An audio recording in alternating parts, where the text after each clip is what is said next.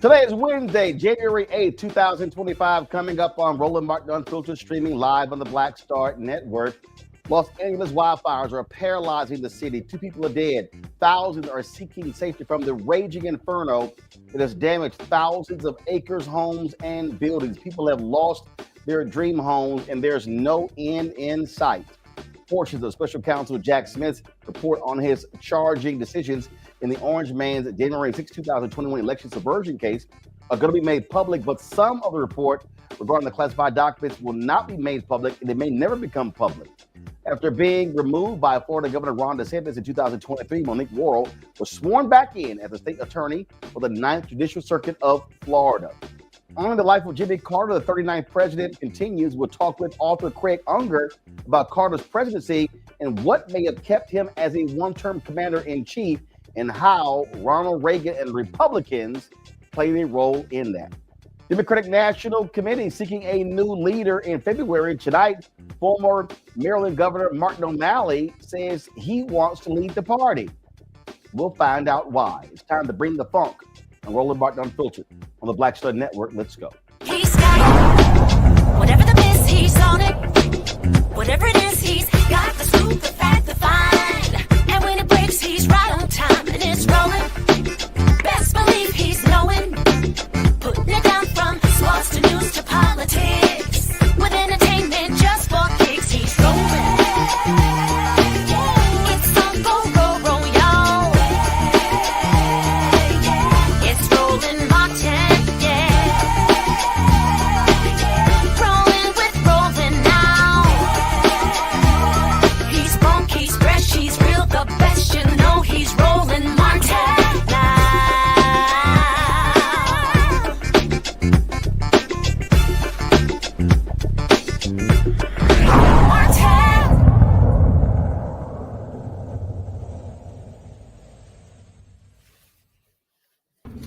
Folks, the scene looks something out of an apocalyptic movie. All across Los Angeles, especially the Pacific Palisades, raging fires are burning up ground, destroying homes, businesses. It is absolutely shocking and stunning to see the images of these fires that are taking place. Strong winds in Los Angeles are not helping the cause. It is causing a significant problem in Los Angeles, and so folks are trying to figure out when it is all going to end. They have gone through more than 1 million gallons of water trying to put the fires out. And again, when you look at a lot of these stories, people are trapped in their homes. You're talking about people who are seeing their dream homes go up in flames. Many of these multi-million-dollar homes in Malibu have been burned to the ground. People have lost nearly all of their belongings as a result of these fires. Just absolutely shocking. President Joe Biden held a news conference with Governor Gavin Newsom, where they talked about what all is being done to assist the folks there in Los Angeles as a result. And again, just absolute, total, and complete devastation. The news conference took place earlier with President Joe Biden. And again, folks there, they keep talking about containment. What do they do? What happens next when it comes to this fire? What do they do? That's the question that so many people are raising because, again, as these fires continue to burn, as they continue to rage, they don't know what is going to be next. They don't know what is going to happen next. And so it is just shocking and stunning to see this. And I mean, fire after fire. I was looking at one video and, you swore it was a movie set, but it is not a movie set. What we are seeing, folks, is a complete and total devastation. Imagine you've worked your life and you're living in your dream home, and everything you have is now burned to pieces, to ruins. And so there's been a lot of talk in terms of what is going to happen next. How do they come back from this? One of the other issues that is not being talked about is that a lot of insurance companies stopped insuring homes in California as a result of this. And so again, just stunning, stunning. I want to bring in my panel now, Scott Bolden, attorney here in DC. He joins us on the show. Also, Rebecca Brothers, Fair Election Center Vice President, joins us as well. Glad to have both of you here. First and foremost, let's do this here. What is crazy, and on this day, here you have people who are who've lost everything. And as usual, you got a dumbass, an orange dumbass, who is insulting the governor, blaming him for these actions. Governor Gavin Newsom said President Biden was so quick to approve federal disaster aid that he did it in a text message, quickly and easily. That's what real leaders do, Rebecca. And the last thing I would think folks in California want to hear is somebody making jokes and trying to place blame when people are trying to, frankly, stay alive.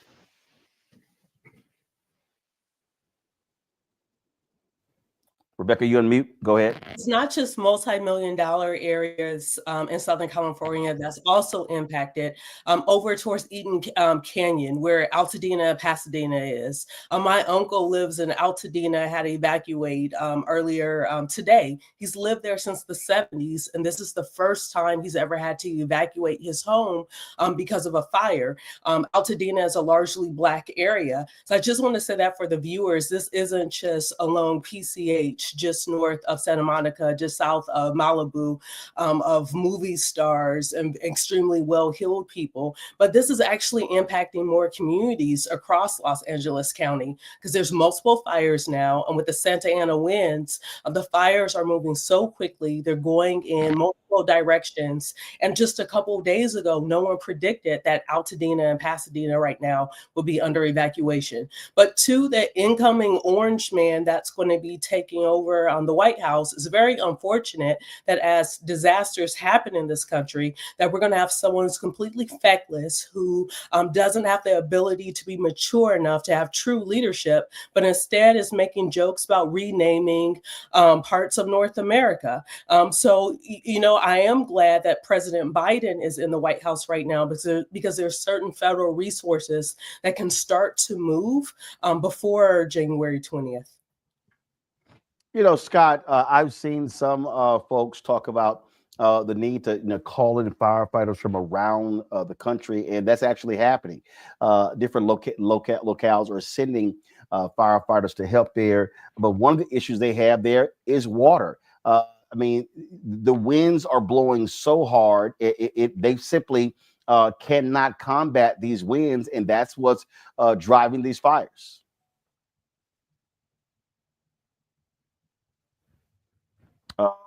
We still have Scott there? Or do we lose Scott?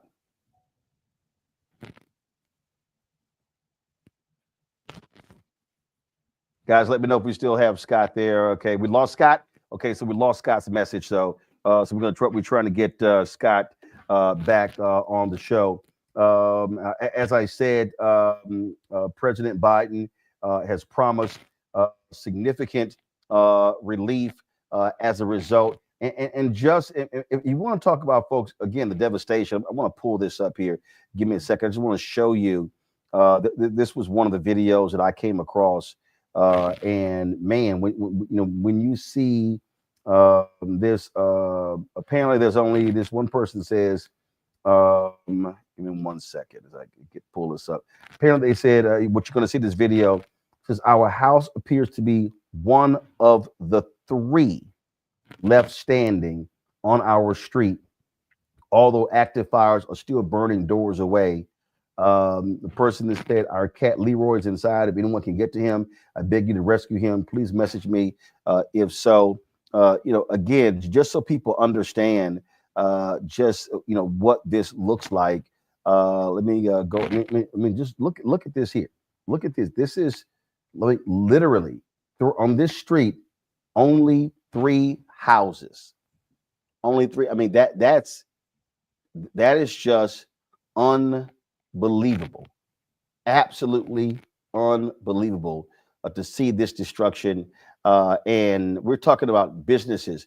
I mean, you name it. People are trying to escape as best as they can. And all I keep hearing people say is apocalyptic, Rebecca, apocalyptic, just how crazy this scene looks.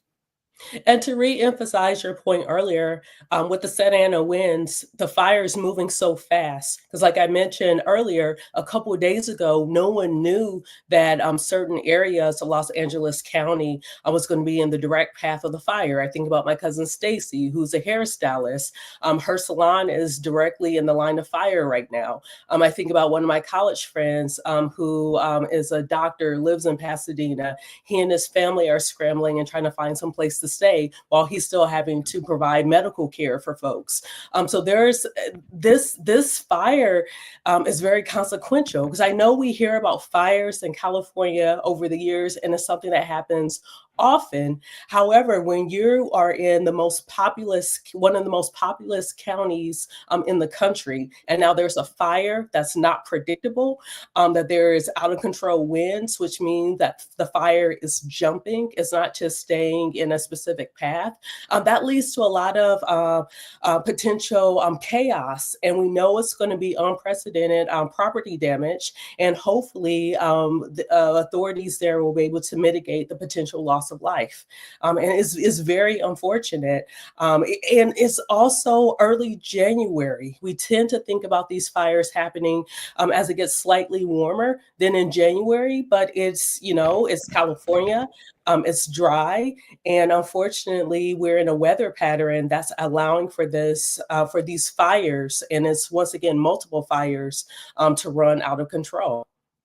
And again, for people who don't quite understand, who don't understand what's going on here, who don't understand, how significant this is, and then you have people who act as if climate change isn't real, and you see people all of a sudden you got these partisan folks. Scott, looks like we got Scott back trying to blame all Democrats. It's all on them. When you have Republicans who have been constantly denying that climate change is real. You gonna believe those Republicans, or your lying eyes, as my grandma all over the world, literally, and yet continue to deny it. Watch us get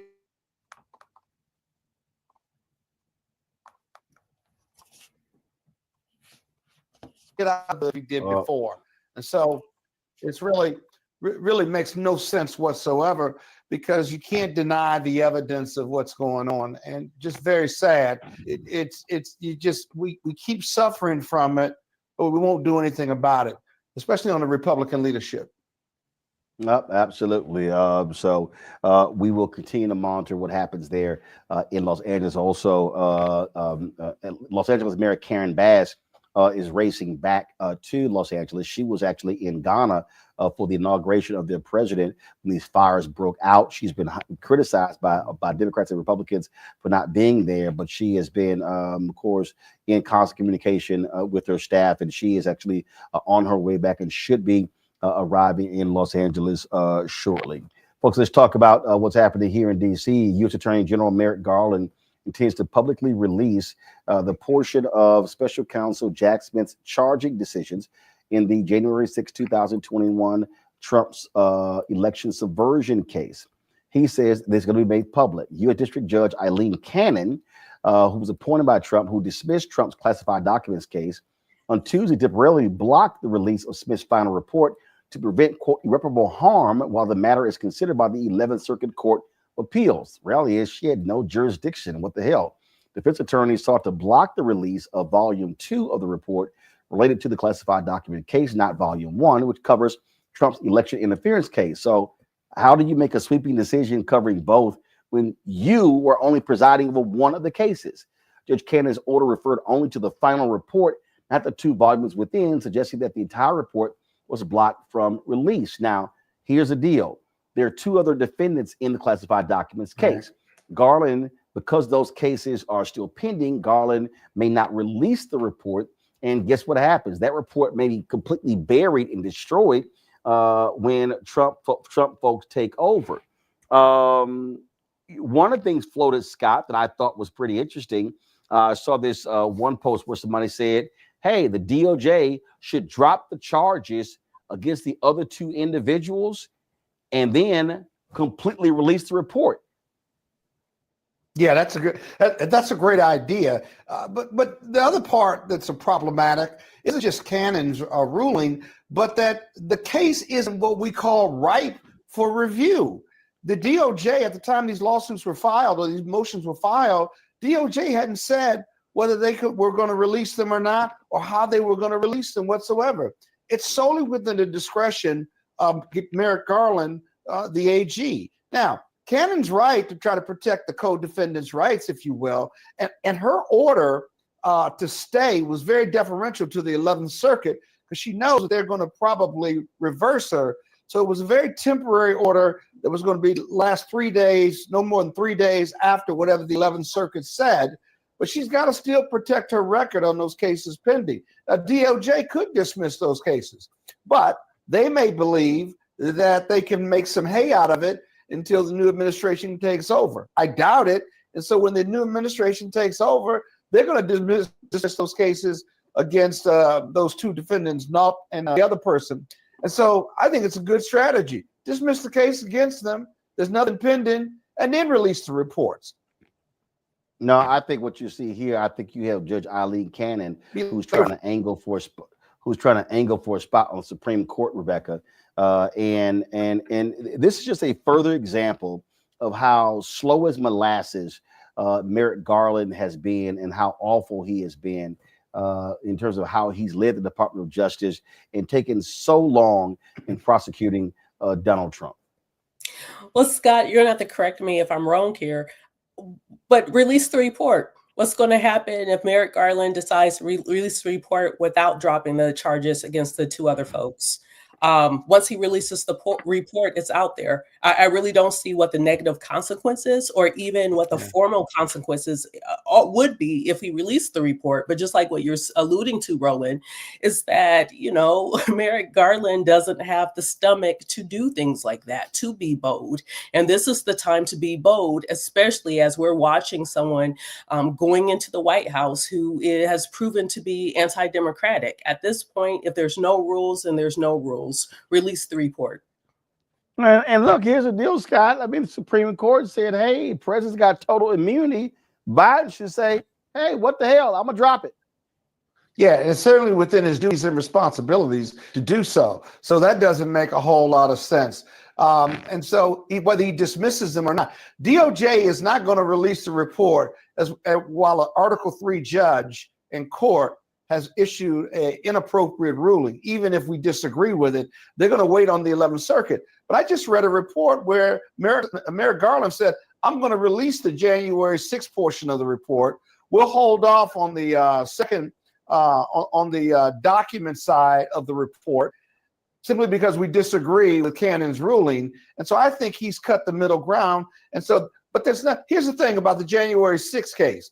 There's nothing new in that report, strategy or otherwise. We know all those facts. You got a whole congressional hearing and investigation. So it's almost a moot issue. So I don't really know what they're fighting about, to be honest with you. The Cannon case, the documents case, I'd be concerned if I was DOJ about releasing it, because if the 11th Circuit supports her and the Supreme Court is going to support not releasing it, I'd hate to be a DOJ and the AG violating any of those orders. He's playing it safe as usual. Well, I hope somebody has both volumes on the flash drive, and it just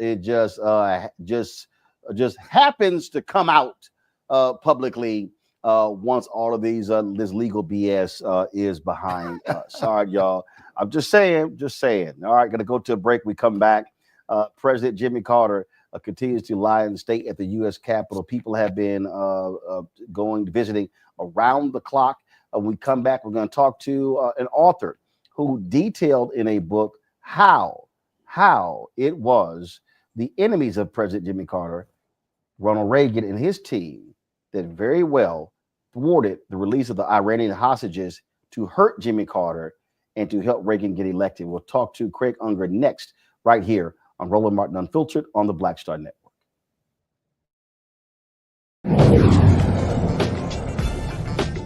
Now streaming on the Black Star Network.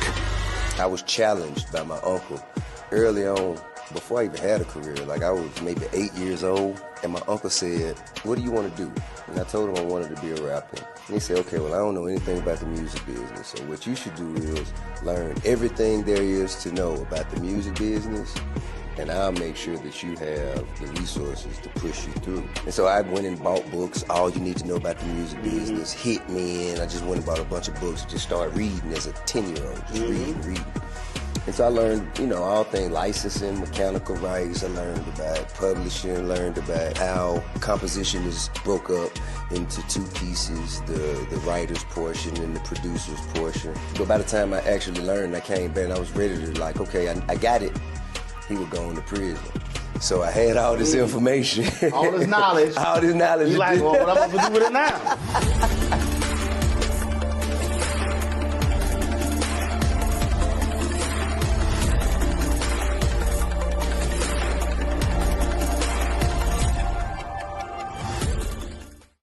Hi, I'm Isaac Hayes III, founder and CEO of Fanbase.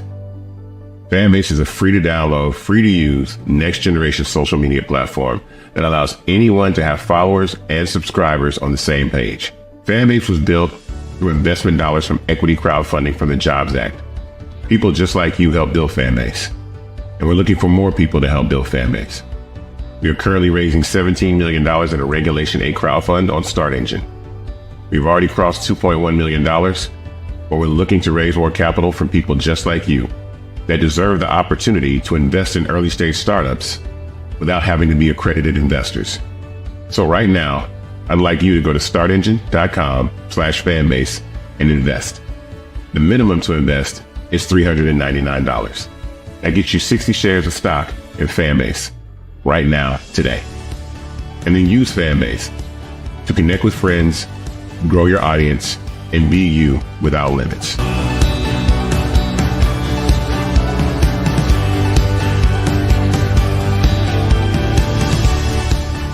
Hey, this is Motown recording artist Kim. You are watching Roland Martin Unfiltered.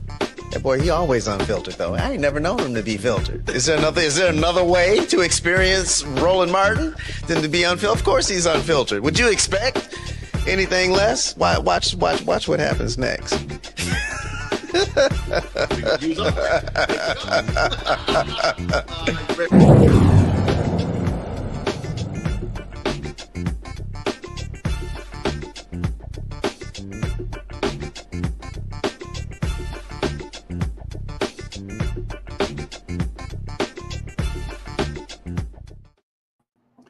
This week, the nations continue to say farewell to the 39th President of the United States, Jimmy Carter. Carter, who served one term, has some, of course, continues to lie in state at the U.S. Capitol. Folks have been paying their respects around the clock at the U.S. Capitol as a result, of course, lying in state. And it has been quite moving to actually see folks here in D.C. It was, it's, in the single digits. 4 o'clock in the morning, people standing in line waiting to pay their respects to President Jimmy Carter. One of the most lasting impressions, obviously, of Jimmy Carter's presidency was a 1979 Iran hostage situation where 50 Americans were held captive in Tehran by Iranian revolutionary forces. That played a huge role. People also forget that was an attempted rescue that also failed. And for so long, many people speculated that Ronald Reagan's folks played a role in this, and a lot of people denied it. But Craig Unger has a book called Den of Spies, Reagan, Carter, and the Secret History of the Treason that Stole the White House. He details in that book exactly what took place. This was a lot of years of reporting on this particular book, and it lays out very clearly how the Reagan team did all they could to stop those hostages from coming home. And if you remember, moments after Reagan was sworn in as president, the hostages were released. Craig Unger joins us right now. Craig, glad to have you here on the show. First and foremost, Craig, you've been very critical on social media on how so many of these mainstream media folks who have been doing these retrospectives on the Carter presidency just refuse to talk about this reality of what Reagan and his people did. Well, first, thanks for having me, Roland. But yes, you're absolutely right. I think it's a terrible disservice to Jimmy Carter's legacy not to recognize what really happened. To most Americans, he went out not having brought home the hostages, and his presidency was seen as sort of a weakling who allowed America to be humiliated by Iran. In fact, something very, very different was taking place. And in a lot of ways, I see it as a prequel to the Trump era. And what the Republicans were really doing was they were sabotage. They were involved in a treasonous covert operation with Iran. They were not. Ronald Reagan was not in the government. He was running for the president, and his campaign manager, Bill Casey, was running a very elaborate covert operation. This is a real spy thriller stuff. And it took me more than 3 decades to unravel it. But he had a secret intelligence network. He was making a secret deal with Iran in which, as unelected private citizens, they were sending weapons to Iran, then a hostile foreign power. That's why it's treason. You're not supposed to give aid and comfort to the enemy. And in return for that, what they wanted and got, they wanted Iran not to return the hostages, to keep them there until after the election, because that way Jimmy Carter would win the election.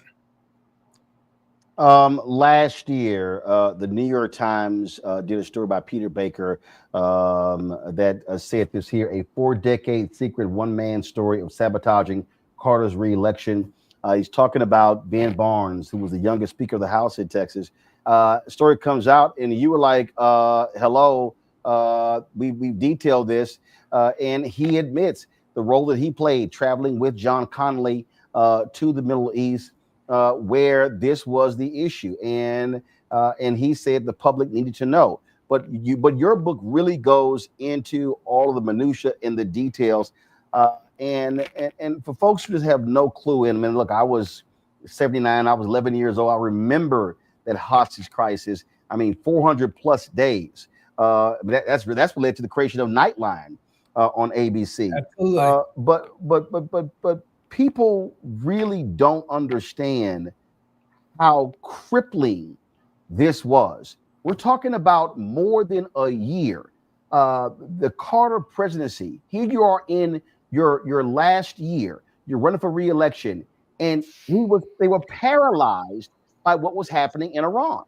Right. This was by far the biggest issue of the campaign. There was very high inflation at the time, but that paled in comparison because there was a countdown on all these news shows like Nightline. America held hostage day 101, day 102, day after day. And everything Carter did didn't seem to work. There was an attempt to rescue the hostages in April that failed. 8 Americans were killed. And that was effectively seemed to be the end of Carter's presidency unless he could bring the hostages home. And when Carter, there were all these secret back channel negotiations with Iran going on, and suddenly they came to a halt for Carter, and no one could tell why. And it was because Iran had secretly made a deal with Carter, and Jimmy Carter's, Ronald Reagan's campaign manager, Bill Casey, one of the great spies in American history. I think he's a wonderful, wonderful character. I describe him as a cross between James Bond and Mr. Magoo. He was the kind of guy who chewed on his necktie. His table manners were horrible. He spat over everyone when he talked. There'd be food all over him. But he was dazzlingly brilliant. And while he was running a winning presidential campaign with one hand, he would be secretly dashing off to secret meetings in Madrid with the Iranians and making a deal and making sure weapon shipments were forwarded to Iran in return for which they decided not to return the hostages until after the election.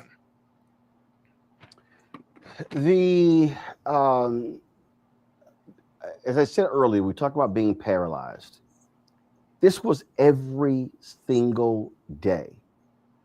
And for people who are not alive, I mean, this was essentially a real life movie.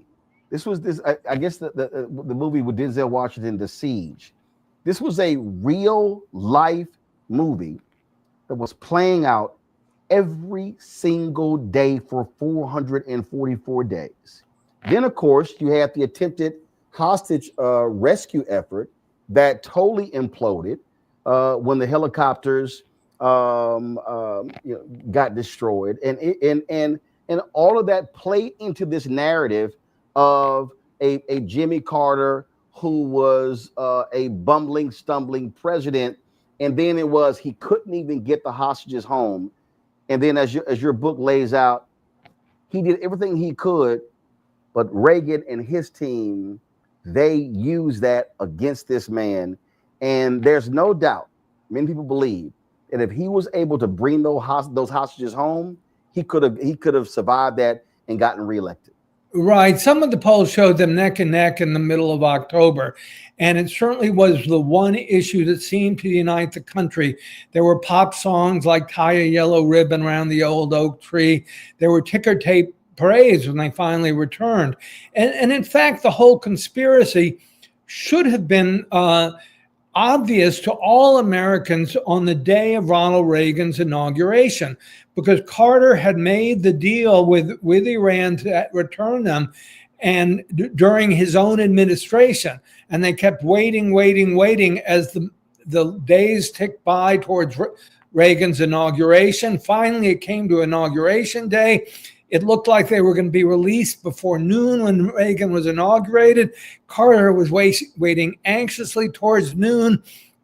And it was not until Reagan stepped up to the podium and took the oath of office that the planes in Iran actually took off from the runway to return towards the United States. I don't know if you're familiar with the satirical magazine, The Onion, but they did a book looking back on the 20th century. And for this day, they put together a mock-up of a New York Times headline saying, Ronald Reagan inaugurated, urges America not to put two and two together.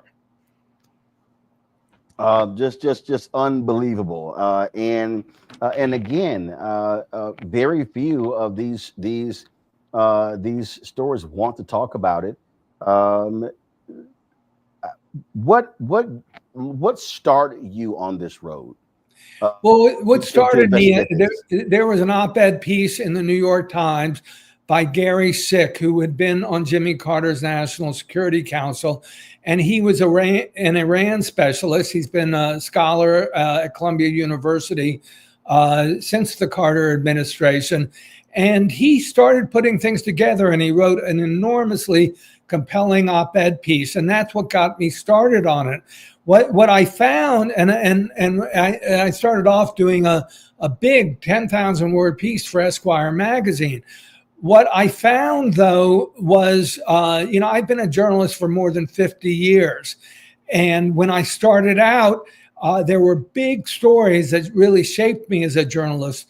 Watergate, the Pentagon Papers, the My Lai massacre. Those were stories through which one journalist could change the national conversation and even the course of history. And we remember them 50 years later. And it seemed to me the October surprise was a story like that. But when I was hired by Newsweek to investigate it, I saw things did an abrupt U-turn, and suddenly gathering news was not all about getting the truth. And it was the first time, we're in the Trump era when there's a war on truth. For me, this is when it started in 1991 when I was investigating for the October surprise. And suddenly you started to see all sorts of stories unreporting it, saying, well, all your sources are arms dealers, so you can't trust them. And there was all sorts of disinformation spread, and the entire story was killed, essentially. And congressional investigation was essentially a whitewash.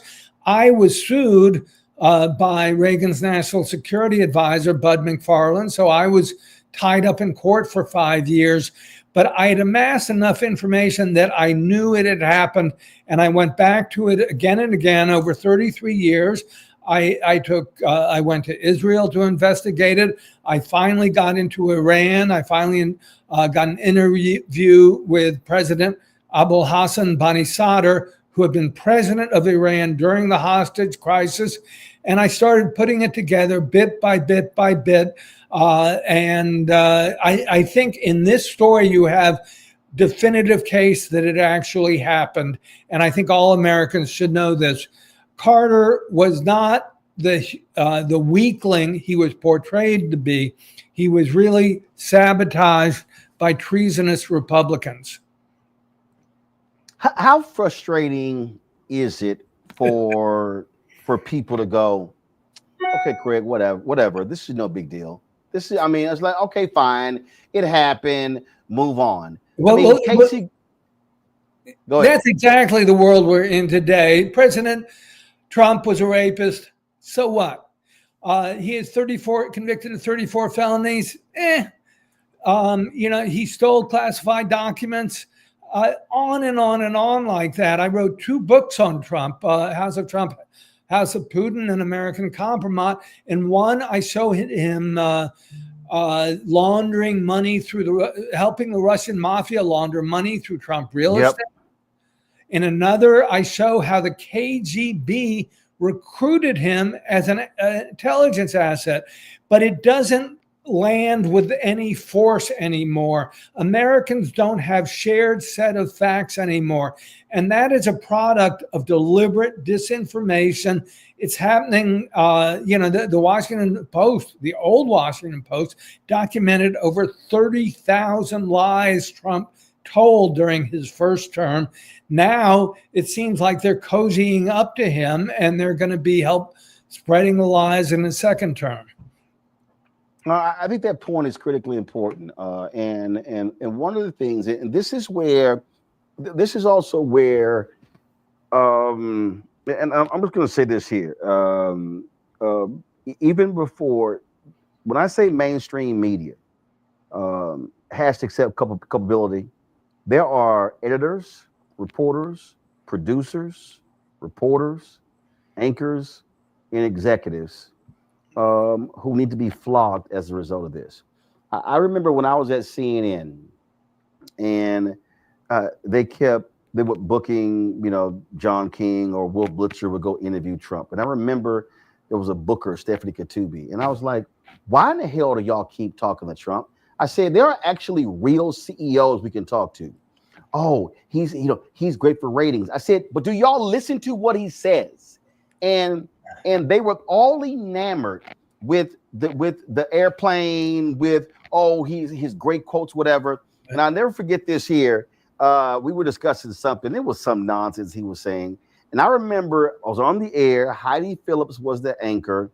I forgot the other person. And I said, whenever Trump comes on this network, we should have a crawl at the bottom that says for entertainment purposes only. This is no lie, Craig. Ken Jouts, who was executive vice president for CNN, literally sent me an email saying, do not criticize Trump when he's coming on our network. And I was like, you've got to be kidding me. And so So as a result, what we've seen now are Republicans who kept fake news. And so what it did was, for his people, it became anything else that's reported not real, it's fake, don't believe it. And so even in the case of what you laid out here, in many ways, it was the same thing with Reagan. I mean, when Iran-Contra came on, it was sort of the same thing. And they turn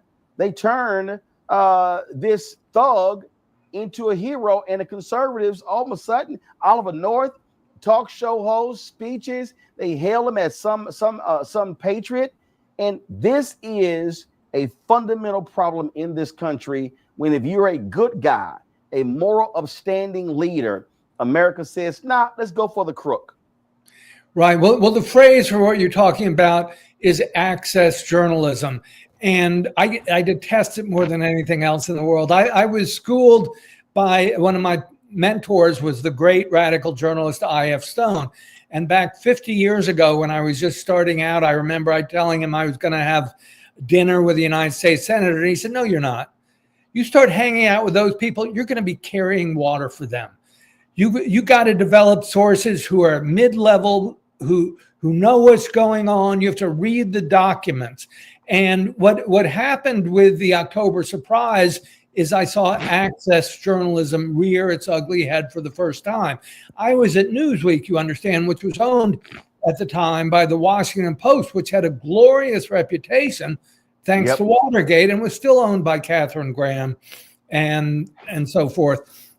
But by the time of 1990, time I got on it, they had started cozying up. They had been cozying up to the Reagan administration.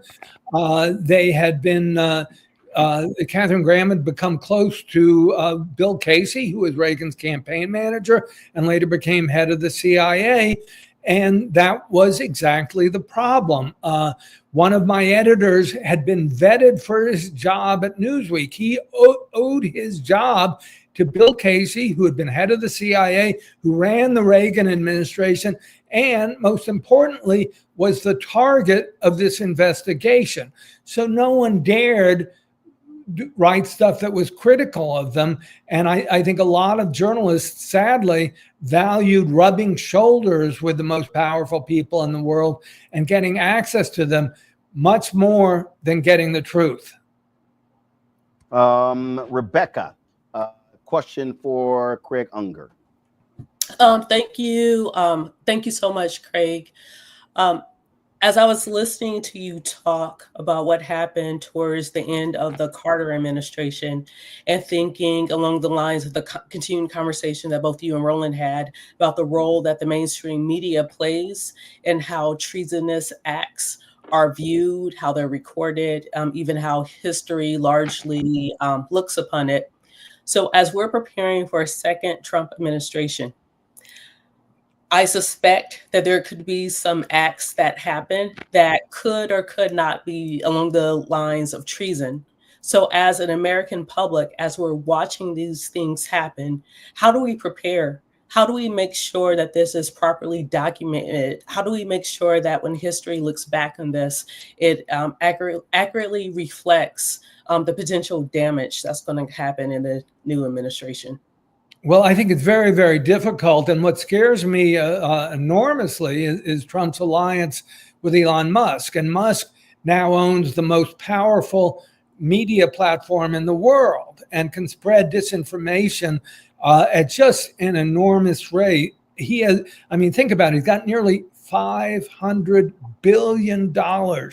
So that means he's about 100 times more powerful than Rupert Murdoch. And when you look at what the damage Rupert Murdoch with Fox News did to the truth in this country, what Elon Musk can do petrifies me. And it's not just in America, it's all over Europe and the rest of the world as well. And I think people have to learn to see, where is this news coming from? Is it coming from legitimate sources? I mean, you just can't believe anything that comes over the internet. And this week we have again Mark Zuckerberg saying, "Oh, in the interest of free speech, we're eliminating fact checking." Excuse me. I hire, at my own expense, I hire fact checkers for all my books because I care about the truth. The reason to get rid of fact checkers is because you want to put propaganda out there. And that's what we're going to be seeing more and more of. And it's really important for people not to believe things instantly. I mean, in my books, you know what? Fact check me. I have nearly 1,000 footnotes in every book I've written. So, and you can go to the original sources and check it for yourself. But, what we're going to get during the next Trump administration is an awful lot of lies, and it's going to require real diligence on the part of the American people. And I hope they're not too lazy, but I think they're going to have to sort through the wheat, separate the wheat from the chaff in terms of what's true and what's not. But here's the thing, Craig. I think that, and the reason I'm going to compare the two, Reagan as well as Trump. Listen, I wasn't a reporter then, but the sense that I got, and I think the sense is still there. Okay, you know what? Carter's boring. Oh, he carries his own bag. He's boring. Reagan comes in and it's glitz. His happy days are here again. Yeah. And that was sort of the same attitude that they had about Biden. Oh man, it was always okay. What was the one tweet? It was always something that was crazy. People would live on the air. Trump just tweeted this. And so what has happened, I believe, and again, I'm looking at what you reported on and going from Carter to Reagan, those 8 years, and now, is that we have created this notion of a celebrity president. Now we've taken this thing even more so to where it's just a daily television show. It's a game.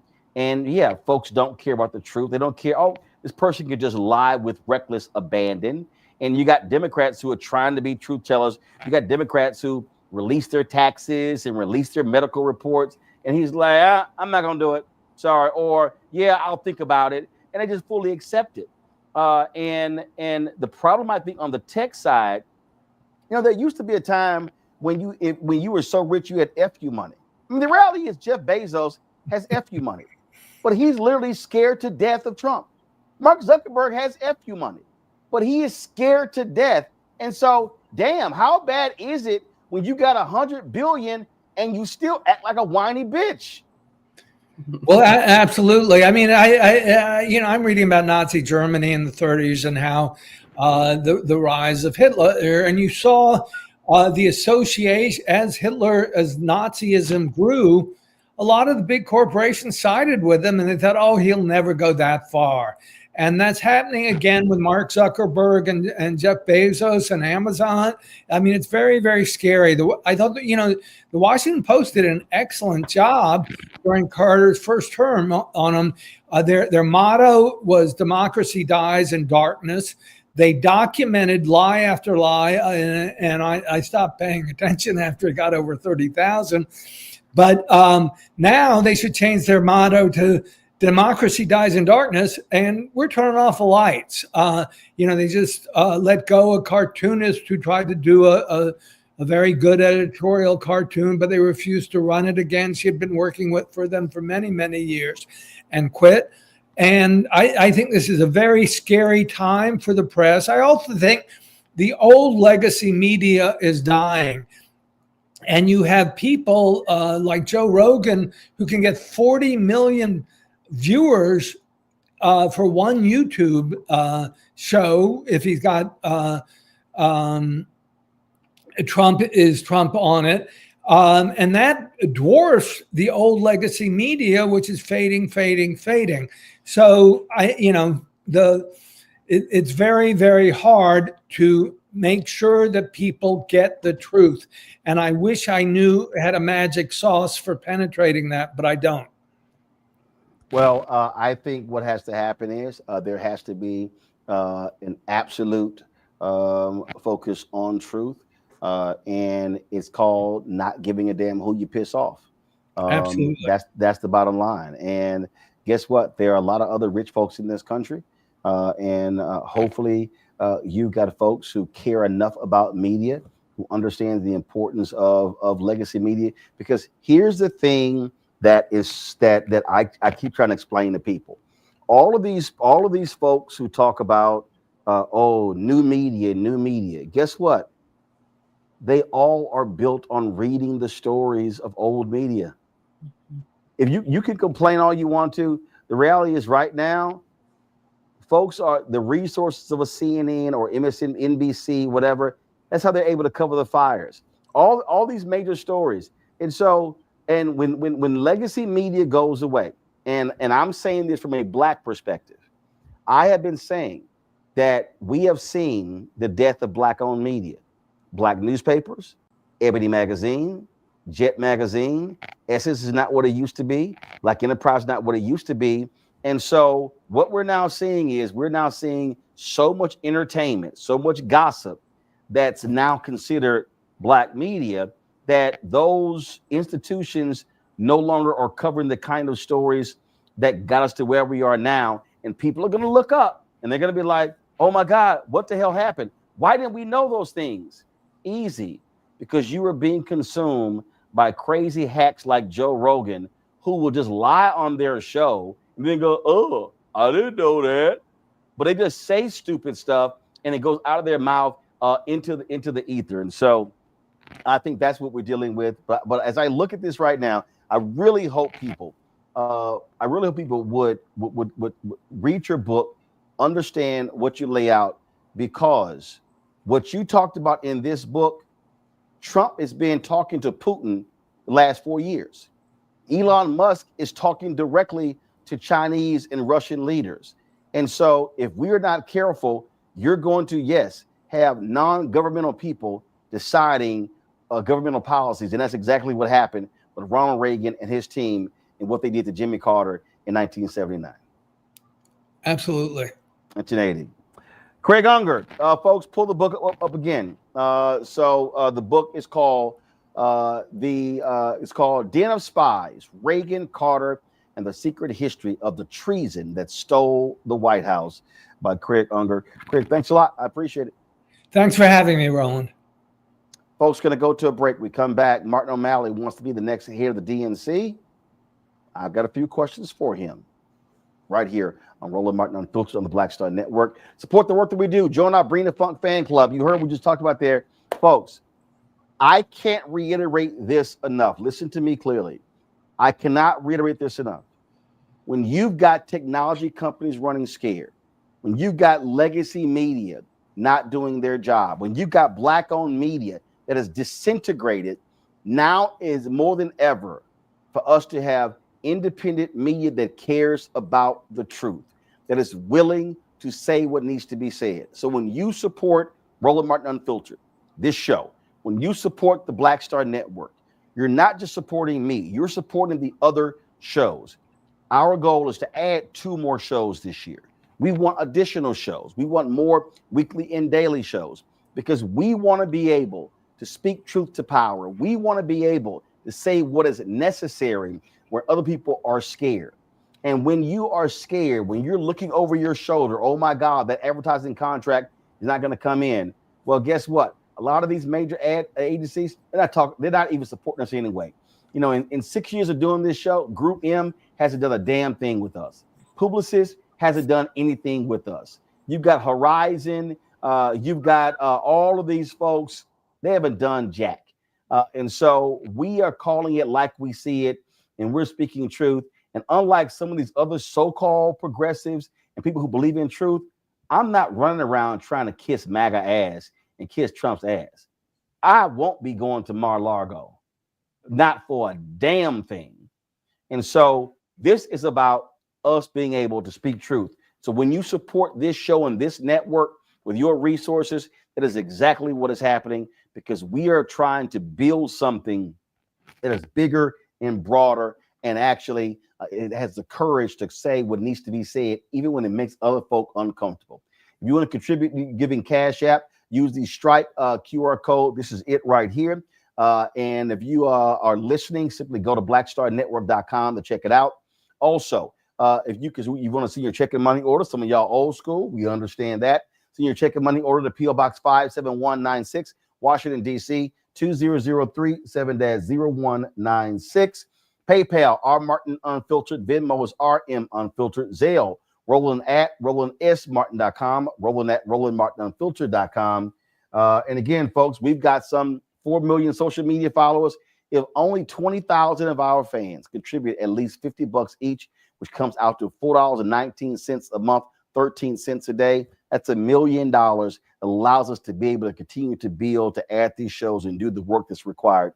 So your support is needed. So please join our Bring the Funk fan club today. If you've not already joined, if you have given to us in the past, please renew your commitment, because it's important that we support Black-owned media, because Black-owned media matters.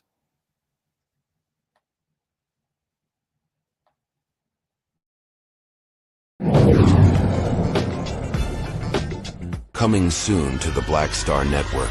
For y'all, when you're on that stage, or when you're and you're seeing 2 and 3 or 4 generations in the audience, that's got to speak to you about the power of what y'all have become. Oh, most definitely. I think we were doing our show before our tour, before our break, and remember, I was watching this kid. I could not take my eyes off him because he was about 9 or so. He was sitting in the front row with his, over on the right hand side. Yes.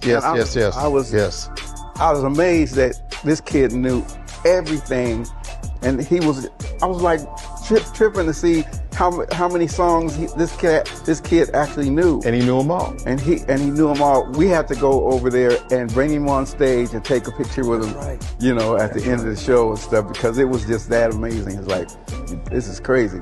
The music travels everywhere, like what Philip was saying, seeing this young kid. Then you hear our songs on commercials, cold commercials. Then you have the younger ones that hear our music in animation.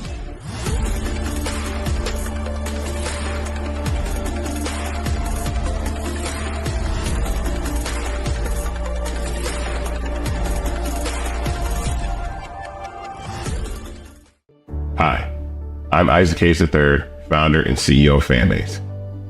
Fanbase is a free to download, free to use, next generation social media platform that allows anyone to have followers and subscribers on the same page. Fanbase was built through investment dollars from equity crowdfunding from the Jobs Act. People just like you helped build Fanbase, and we're looking for more people to help build Fanbase. We are currently raising $17 million in a Regulation A crowdfund on Start Engine.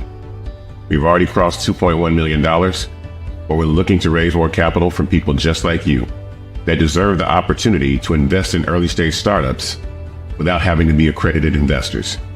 So right now, I'd like you to go to startengine.com/fanbase and invest. The minimum to invest is $399. That gets you 60 shares of stock in Fanbase right now, today. And then use Fanbase to connect with friends, grow your audience, and be you without limits.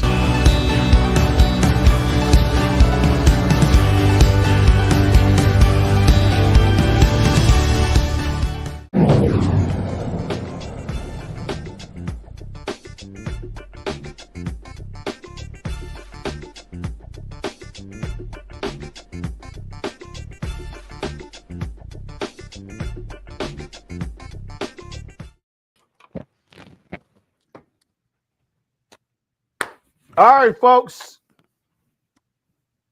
Kenny, you came to me too fast. I was trying to get my protein shake in, bro. Go ahead, man. I'll let you know. I'll let you know when I'm ready. My goodness. All right. Let's get this thing started. After devastating losses in November, Democrats lose the House, the Senate, of course, the White House.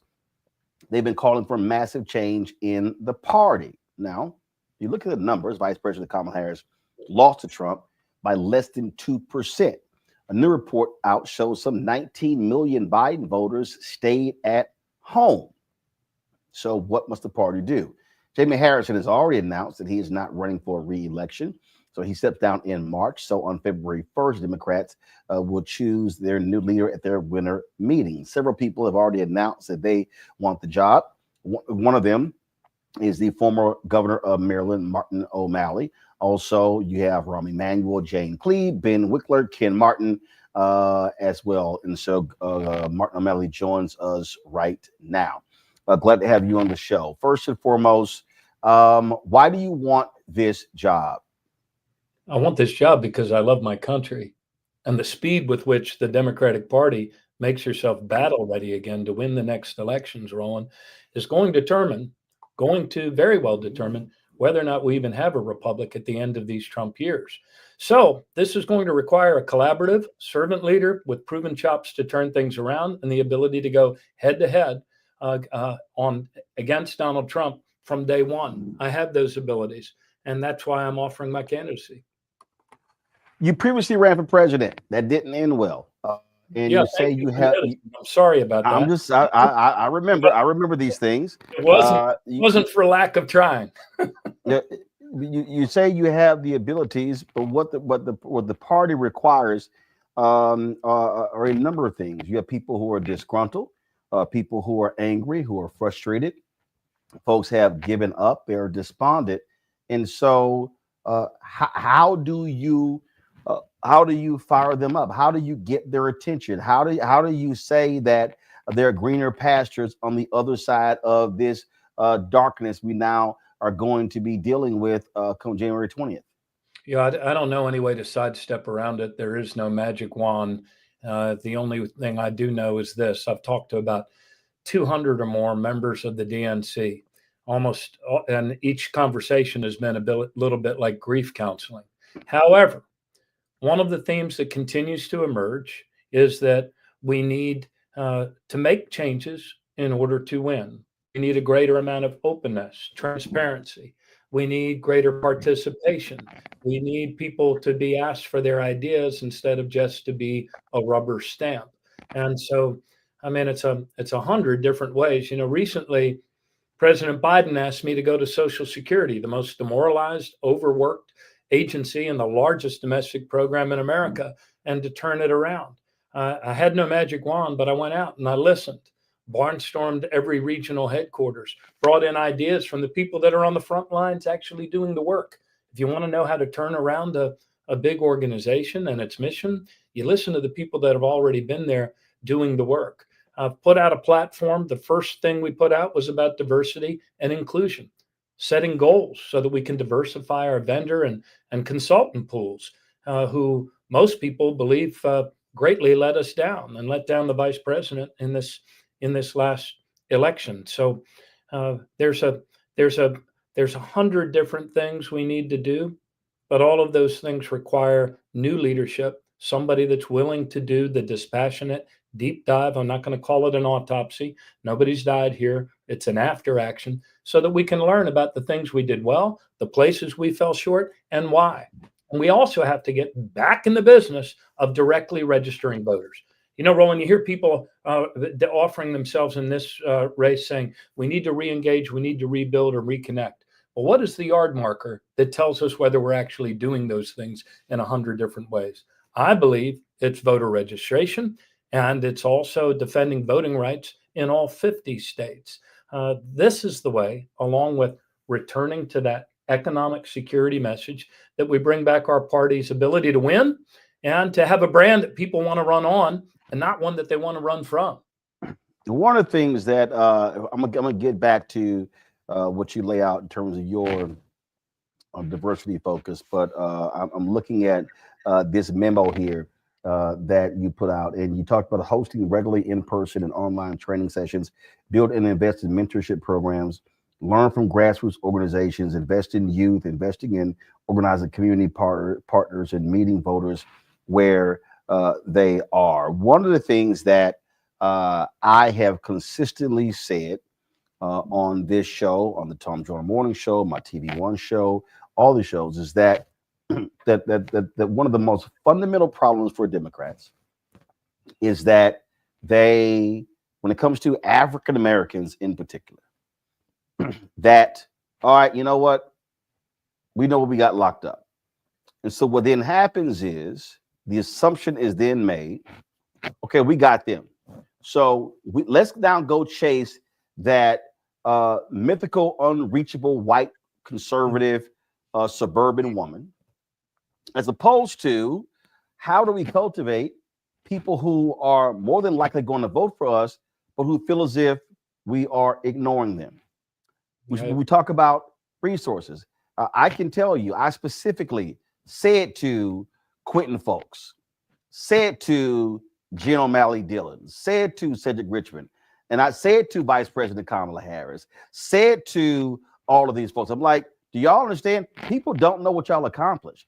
And I said, so January to August has to be you controlling your narrative, telling your story. Right. And folks didn't do that. And then what then happens is you get to September, and well, not really September, October, all of a sudden, oh, let's now send the money out. And I'm like, yo, it's too late. And Right. so midterms are in 2026. What is your plan to say, no, we're going to start talking to voters immediately in off election years and not wait 3 months before the election? Yeah, we have to get into the mode of running a perpetual campaign, a continuous coordinated campaign, continuous communication. And I do believe that the through line is always about the harm that Donald Trump's about to do to the hardest working people in America. If you want to look at the numbers of people that left the party or stayed home, the ones that were feeling the biggest pinch of inflation, the ones that were just struggling to get by, the ones whose paychecks weren't keeping up with inflation and the high cost of things, they were the people we lost. Now, I was reelected myself after a recession, but I spent 2 years connecting the dots back to the things we were doing in office and governing so that people understood come election time, there was a pulling of that narrative, to use your word, together, that story for people so that they said, okay, we're might not be better off than we were 4 years ago, but we're doing better than we otherwise would be. And I see how this leadership is taking us forward. We were not able to do that for whatever reason in this last election leading up to it. And we certainly didn't have enough time to all of a sudden cram it into the last month. So we're going to have to now, as the party in opposition, have to connect those dots back from every harmful decision Donald Trump makes needs to come back to the kitchen table. This is how it hurts you. But we, the Democratic Party, are going to fight against it because we have your back. Rinse and repeat, rinse and repeat, rinse and repeat. And do that in so-called non-traditional media. Though I have adult children, they keep saying, why do people call it non-traditional media? This is how everybody gets their news now. We were putting way too much, it would seem to me, from talking to people that were engaged in the campaign. And again, I was turning around Social Security. I was hatched. I wasn't involved in the campaign. But it seems like, man, we spent a lot of money on cable TV, and we were not not just the campaign. You had Future Forward PAC. 70% of their money was spent on broadcast ads, which was stupid. And I can tell you, and part of the thing for me, what the next DNC leader has to do is that, first of all, the average person out there doesn't even remotely understand all of these different entities. You got the Democratic National Committee, you've got Senate Majority PAC, House Majority PAC, you had Future Forward PAC, you had America Century 21st Bridge, whatever the hell that PAC.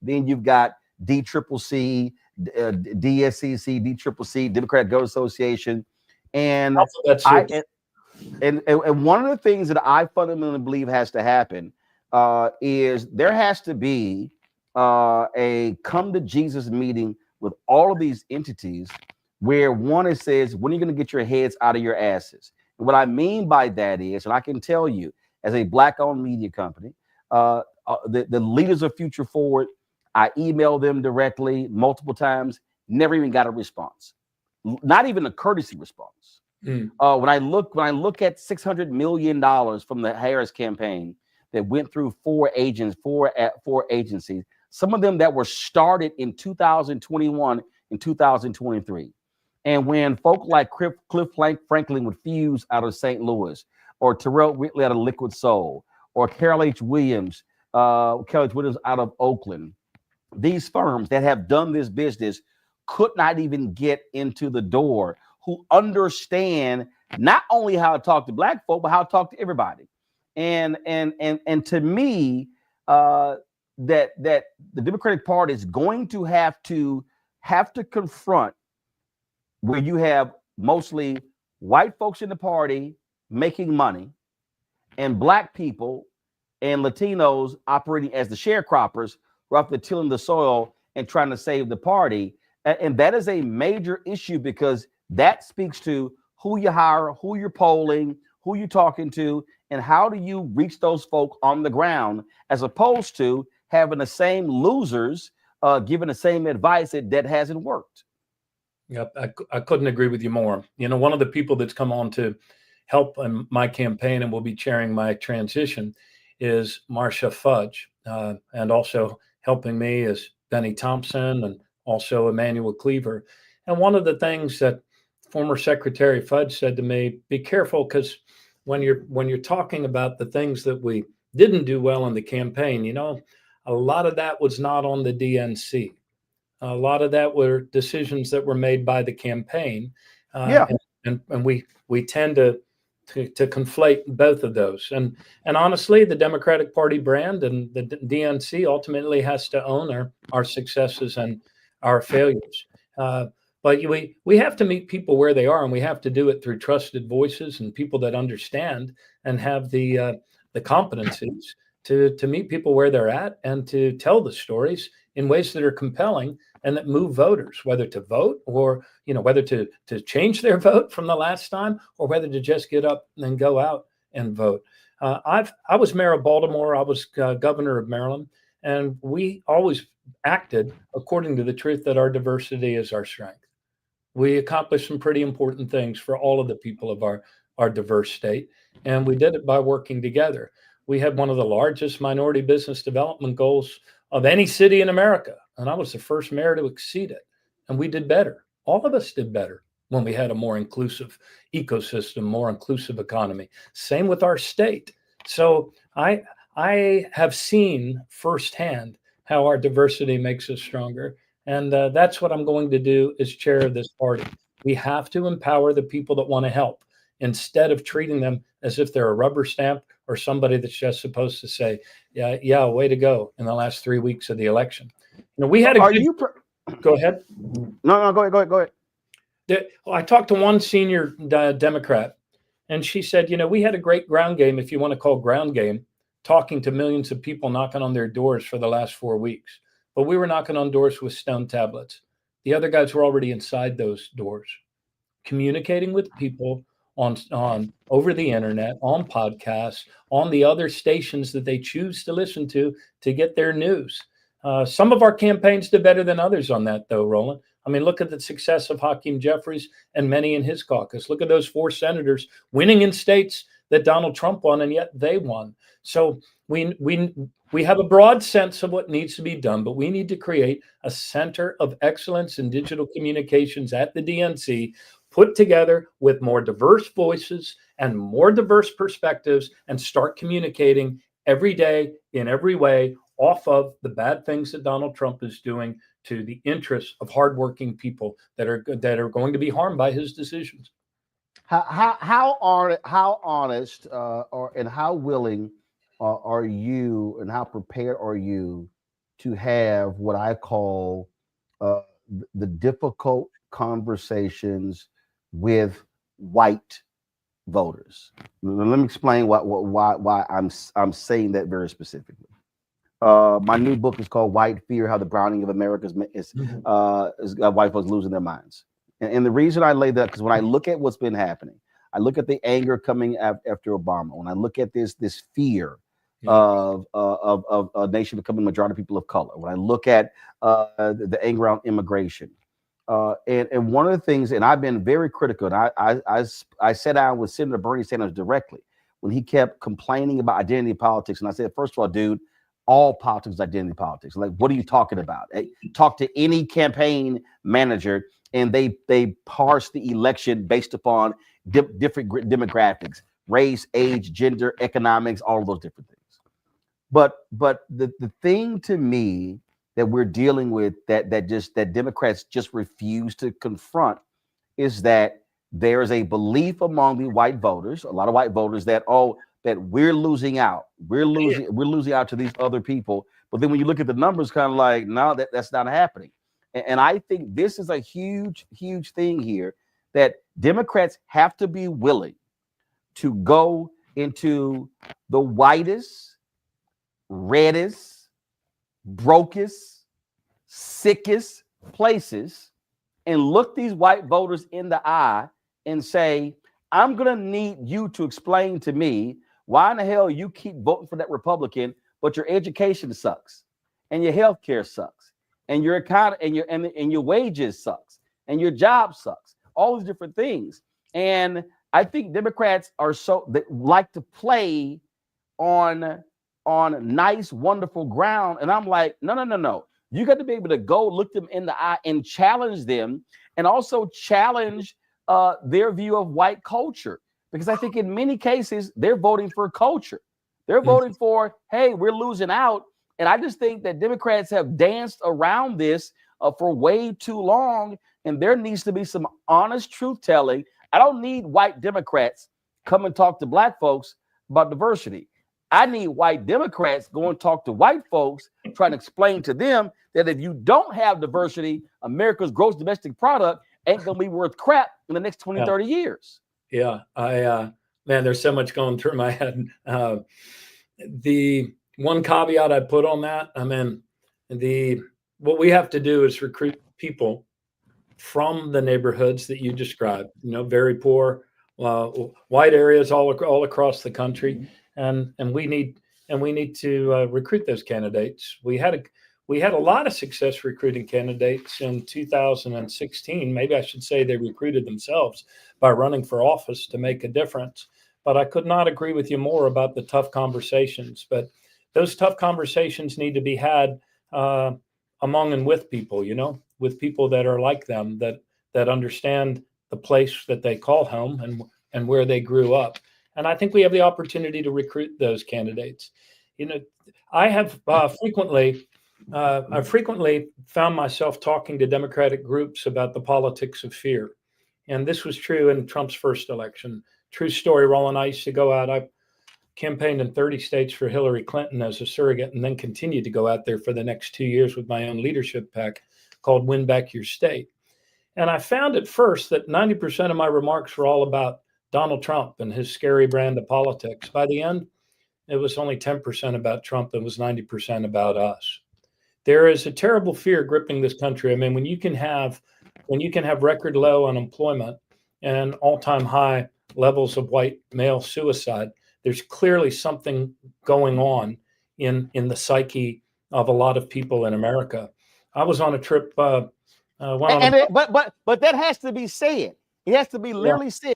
White men are killing themselves, and we must confront it. I just think a lot of times we love saying black, we love saying Latino, we love saying that, but we don't actually want to single it out. White men, let's talk about y'all. Oh, that's the despondency. That's one way to talk about the despondency was the way Donald Trump's latest vice president talked about it with hillbilly elegy, that they were all victims. White people can act very strangely whenever they think they're about to become a minority in their neighborhood, in their kid's school, in their city. That's a fact, Jack. That's a legacy from a cruel and brutal history of hundreds of years of slavery. I would have thought we would have been further through this by now, but this Donald Trump experience with our democracy has been a big gut check, a big helping, a big portion of humble pie. So we do need to confront it. We have become a country that is so afraid of tomorrow that we'd even vote for a horrible person like Donald Trump if we thought we could slow it down. And here's the reality. And here's the reality, Martin. This is the reality, and this is history. Every juncture in American history, when Black people fought for civil and economic rights, the quality of life of poor white people went up. Yeah. You know, one of my favorite from end of slavery to present day. One of my favorite Americans is Maryland's own Frederick Douglass. And up at Social Security, we have his fierce face and the fierce quote that greeted all of us as we went forth. And it said, "We are one, our cause is one, and we must help each other if we are to succeed." The truth of the matter is that all of the great thrusts, all of the great movements in American history that lifted up the whole population, the whole economy, were driven by a cry for justice, a cry for America to make real the promise of liberty and justice for all. So I'm going to go. Rebecca Carruthers has a question before the other quote that I think that has to be a resounding part. If you are elected, what Frederick Douglass also said when he said, "Agitate, agitate, agitate. Power concedes nothing without a demand, never have and never will." Rebecca. Thank you so much for being here tonight, Governor. Sure. This race is definitely is going to be a tough race. I know some of the other folks who are in the race. I've worked in over 30 states doing political work, did a lot of stuff within the party. So I don't envy what you have ahead. And if you were to win, I don't envy that either. I'm going to be quite frank. Thank you. I kind of have a complex question for you, in part because I've been a campaign manager and I've done work in every corner of this country.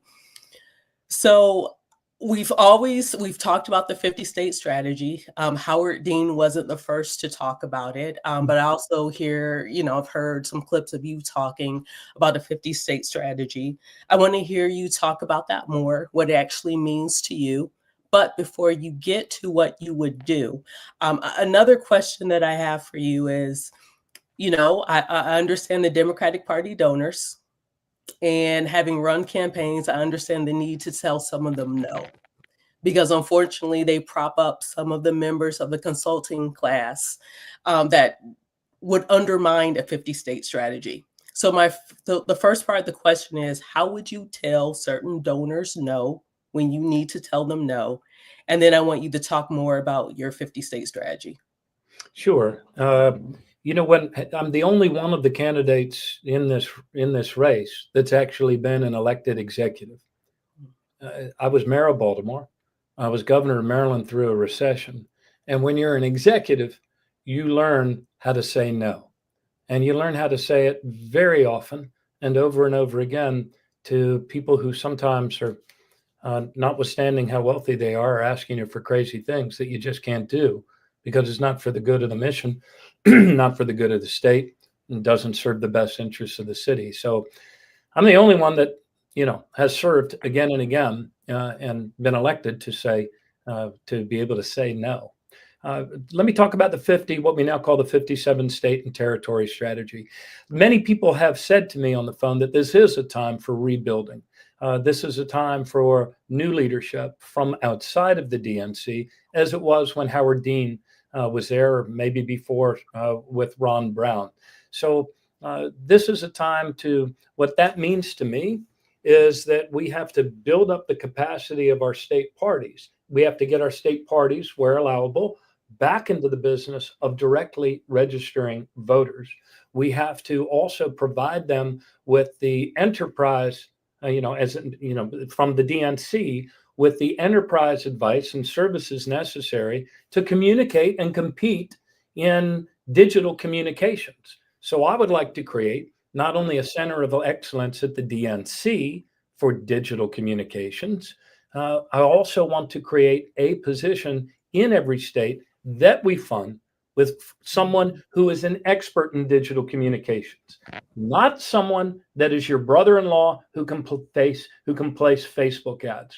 I'm talking about upping our game and the connectivity with the digitals, with the best. And there are a lot of smart people in our party. They just haven't wanted to be heard at the table. We need to lift them up, create that center of excellence, and create in the 57 states and territories those experts that can run with the ball and help our candidates more effectively communicate all the way through the year and help our parties do that. We also need to get hard money to our parties so that they can register people to vote.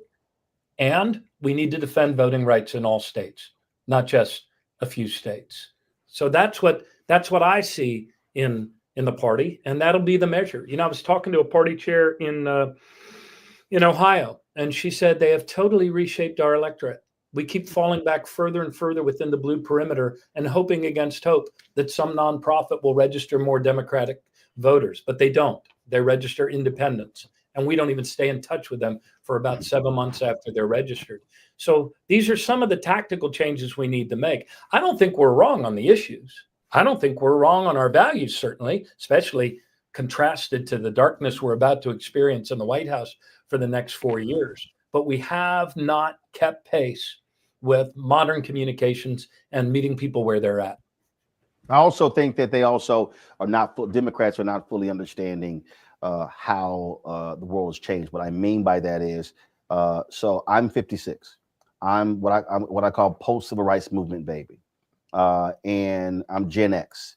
If you look at the numbers do not lie. Black people who are 65 and older will self-identify as Democrats. But the further you go down, they less self-identify. Right. And so as a result, you got folks like me who are business owner. There are African Americans out there who aspire to be entrepreneurs. And so Democrats have historically looked at us through this social program lens as opposed to a capitalistic economic lens, and also has to now understand that Black voter that's 18 to 45, 18 to 49, you now are going to have to spend a lot of energy, time, and money recruiting them and convincing them. And that's one of the reasons why the voting numbers keep going down. Also, because so that the worldview again has changed, and unfortunately, too many white, and I'm very specific, white strategists, white campaign managers, white pollsters, folks who control the money don't want to confront that. The last thing I got to ask you this will be 2020. You want to be the chair, but you also got to think in the future. Your blue wall is changing. The census in 2030, you're going to lose electoral votes in California, New York, Ohio, Wisconsin. The reality is you may have to replace some 12 electoral votes. You're probably going to lose that one blue electoral college vote in Nebraska because that Republican who stopped it, he's retiring. So North Carolina is going to be central. Georgia is going to be central. Mm-hmm. Do you have a specific Southern strategy to really build the Democratic Party in Southern states? Because if you lose 12 electoral college votes in these blue states right now, you're going to have to pick up the 16 in North Carolina in order to win the White House. So I'm curious about a specific Southern Democratic strategy.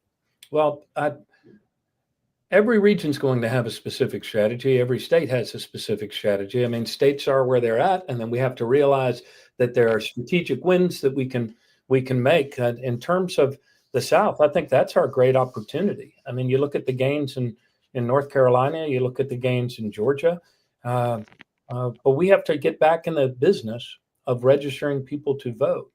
We have to have a brand that people want to run to. But I hate to interrupt you, but I want to say right there. But here's the fundamental issue: if the election is the end of a process, before I can get them to vote, I got to get them to register. Mm-hmm. Before I get them to register, I got to get them to understand why I need them to register. And I think what I think one of the problems that Democrats have is they focus on the registration and the voting part, but they ignore that narrative setting. This is what we have done, what we will do to impact your life, and why we are a better choice than not just the other person, but the biggest issue that you're going to face, that Vice President Kamala Harris faced, was the couch. They stayed at home. And I think that right there is having discussions on why you can't check out of a process. And once I think a person gets that, then they register. And then there's a whole process to get them to vote. But it's a whole thing before the registration even happens. Yeah, I don't disagree with you, except I wouldn't give our party credit for saying that we register people to vote. I think we've gotten out of that. We kind of fell back into the notion of doing get out the vote, and get out the vote and persuading the vote are two different things. And trying to do that in 107 days on cable television doesn't work. So we've got to find ways to be engaged all the way through the year. Republicans did this oftentimes in clever ways, oftentimes in performative ways, oftentimes in very real ways, like setting up help centers in Florida when people were relocating from Puerto Rico, and they would be helped in Republican centers and also helped to register to vote as Republicans. Everything you said is everything. I don't agree with anything that you've said, Roland. We think as Democrats sometimes that if we just say and, pound more facts into ears, that we're going to change hearts and minds. That's not how human beings work, think, live. It's about the story. And we need trusted messengers to tell our story consistently all through the year with the aid of better platforms so that we connect those dots for people. By the time you get out the vote, man, the campaign's been over. We need to reshape our maps. We need to grow our Democratic base. And we also need to think differently about how we also speak to independents. I mean, the availability, those guys are not the only ones that can segment the population. They're not the only ones that can micro-target messages and A/B messages to persuade people. They're not the only ones that can hire influencers and have people in the public square so that we don't have to assume that it's just Republicans or the Russians. We got up our game. We suffered a devastating loss. And I say it's devastating because of the horrible human being we lost to. I mean, you can whistle past it and say it was just a couple points here, a couple points there.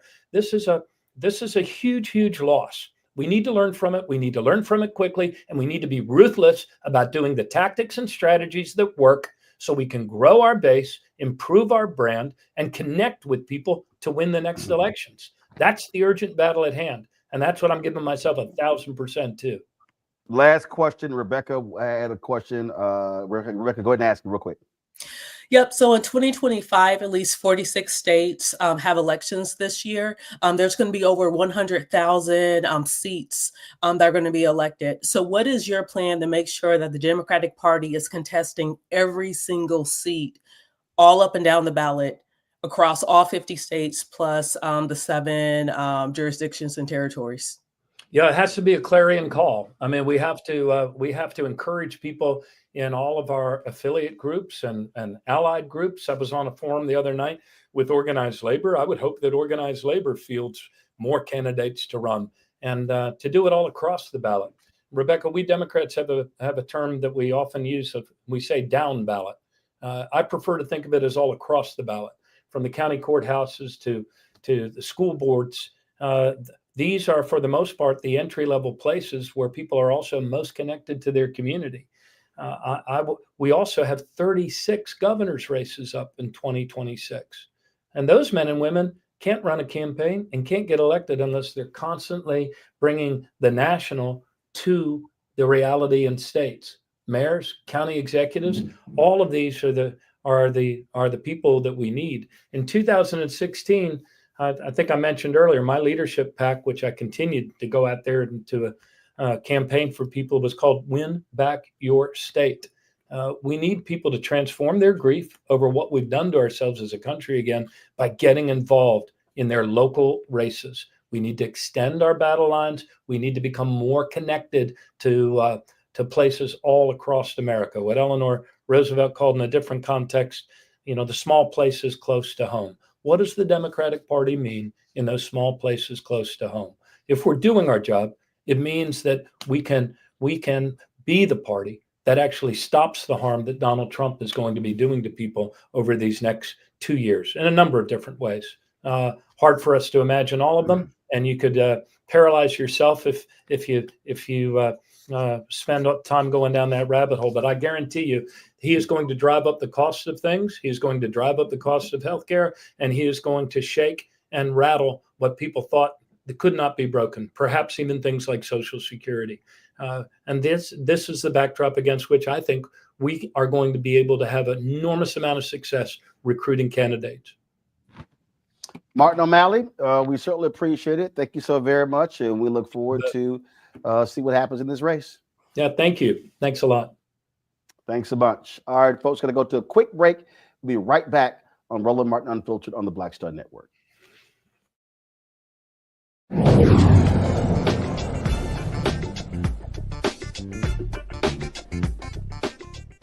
Hi, I'm Isaac Hayes III, founder and CEO of Fanbase. Fanbase is a free to download, free to use, next generation social media platform that allows anyone to have followers and subscribers on the same page. Fanbase was built through investment dollars from equity crowdfunding from the Jobs Act. People just like you helped build Fanbase, and we're looking for more people to help build Fanbase.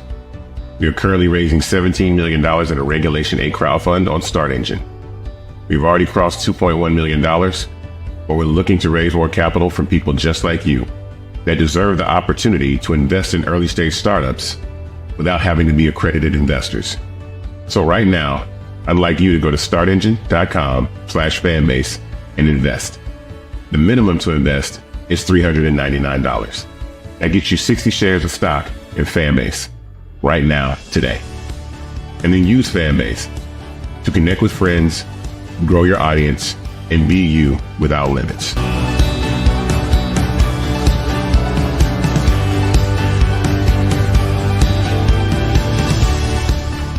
Now streaming on the Black Star Network.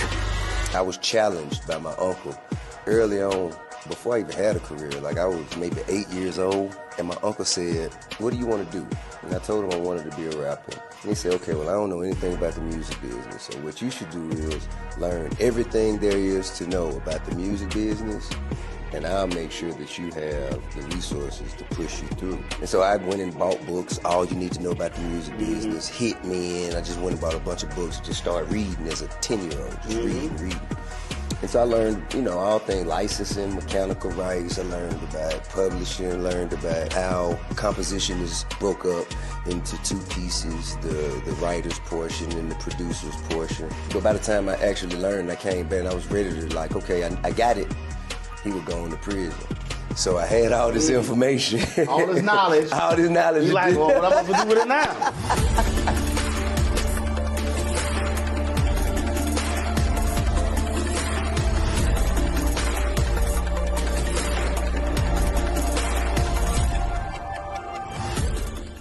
Now that Roland Martin is willing to give me the blueprint, hey, Cyrus, I need to go to Tyler Perry and get another blueprint because I need some green money. The only way I can do what I'm doing, I need to make some money. So you'll see me working with Roland. Matter of fact, it's the Roland Martin and Cheryl Underwood show. Well, should it be the Cheryl Underwood show and the Roland Martin show? Well, whatever show it's going to be, it's going to be good.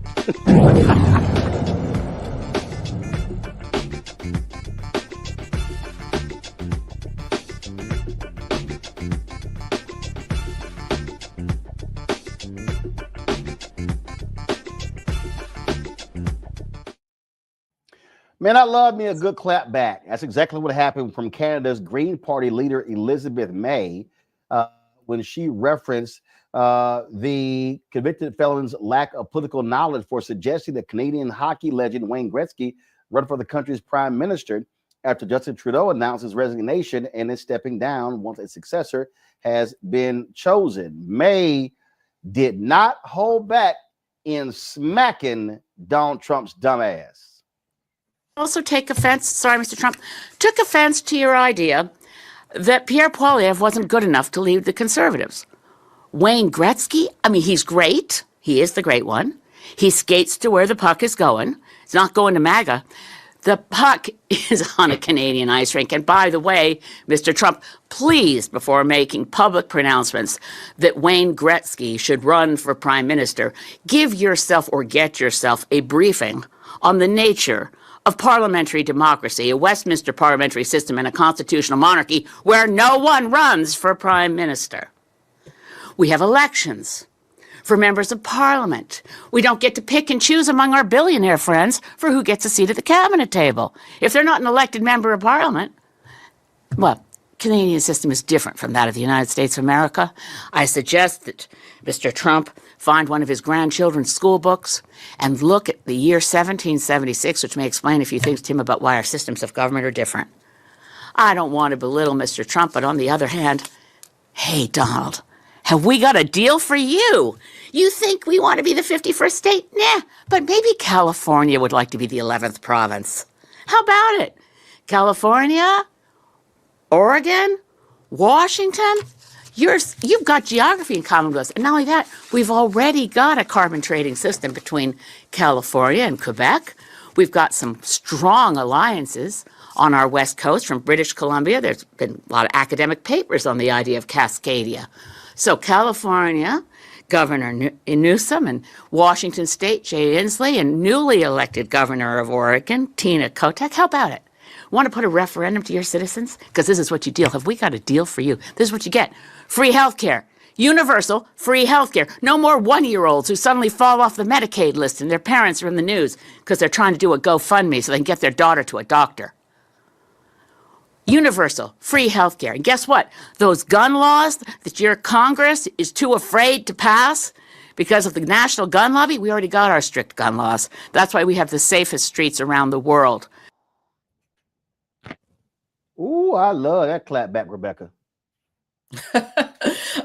You know, it was perfect. It could not have been said better. I also hope that we have leaders in our country who are willing to step up and to clap back over the next 4 years in this next Trump administration. I mean, everything she said was spot on. I don't think this is the game that Trump wants to play, because if states now have an option between Canada and the United States, I think some of those states might consider whether or not they would rather cast their lots into Canada over the next 4 years. And here's the thing also that I think that has to happen, because, you know, Trump made the comment, and I literally said, I'm not playing his comment.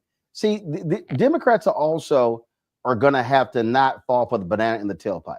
When he sits here and makes these stuff, like right now, okay, if I'm Democrat, I'm not wasting any energy going on. If I am Elizabeth Warren or anybody else, and if I'm on television, I'm not wasting any time discussing the Panama Canal or Greenland or Canada, the 51st state. That's all. That's just all Trump bullshit.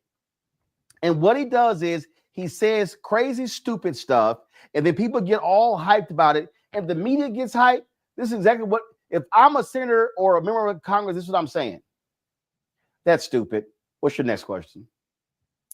Yeah, you can't give it any oxygen. He's going to say the most sophomoric, crazy things over the next 4 years. And we know each time he's doing that, it's because, like you said, it's like a pump fake. He's going to be doing a bunch of crazy stuff in the background. Like, as much as he said, okay, I'm going to do all these crazy tariffs, instead, what we're seeing is that he's picking and choosing which items and goods that he's going to place tariffs on. And that's the real story. But instead, people are going to be focused on the nonsense. I was talking to some college friends earlier today in our group chat, and one of my friends was like, you know what? Trump's entertaining. He's hilarious. And I'm just like, no, this is how we slide into fascism, because everyone's going to be focusing on the most stupid and outlandish BS that we're going to see coming out the White House. But in reality, there's going to be a lot of no bid contracts. There's going to be a lot of transferring of wealth. There's going to be a lot of other disparities that are happening in this country. That's going to definitely impact Black folks in this country.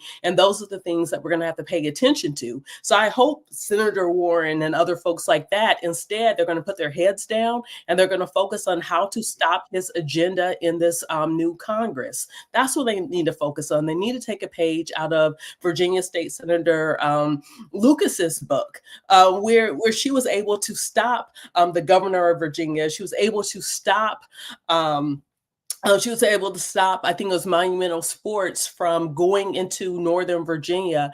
She was able to stop it because she understood the rules. She knew not to the rules of the Virginia Senate. She knew not to spend time focusing on the press conferences and all the crazy stuff that the governor was doing. Instead, she got to work and she did the thing. And so we're going to need to see the opposition party to Donald Trump, doing that over the next 4 years. Absolutely. All right. This is, again, I just keep telling people, don't fall for the okie doke, because he's going to just say ignorant, stupid stuff. Real quick, let's do our Black and Missing, y'all.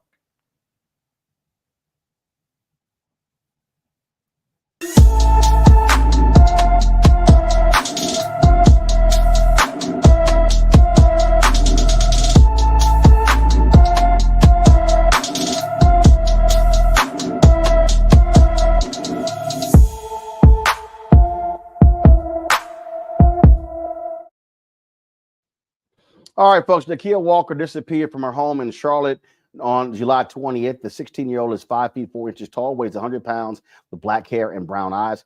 Anyone with information about Nakia Walker should call the Charlotte Mecklenburg, North Carolina Police Department at 704-336-7600, 704-336-7600. I love this next story. But first of all, before I go to this here, you two people, why y'all playing around? Hit the damn like button. Why I got to ask y'all in 2025 to do that? Y'all been just chirping and making on y'all comments, but we should be easily over 1,000 likes, so stop playing around. I love this story here, Rebecca. Ousted Florida State Attorney Monique Worrell gets sworn back into the office after Mega Governor Ron DeSantis expelled her. Worrell stood on the same Orlando courthouse steps where she blasted DeSantis after he accused her of incompetence and neglect of duty. The voters disagreed and overwhelmingly voted her back in office, defeating DeSantis' plant, his black plant, Andrew Bain, winning back her job as Florida's 9th Judicial Circuit State Attorney. After getting sworn in by Representative LaVon Bracey Davis, Worrell talked about why she did not give up her fight. Today is a pivotal moment, not just for the state attorney's office, but for this entire community that I have the privilege of serving once again. 18 months ago, I stood on these very steps after being unjustly removed from office that you elected me to.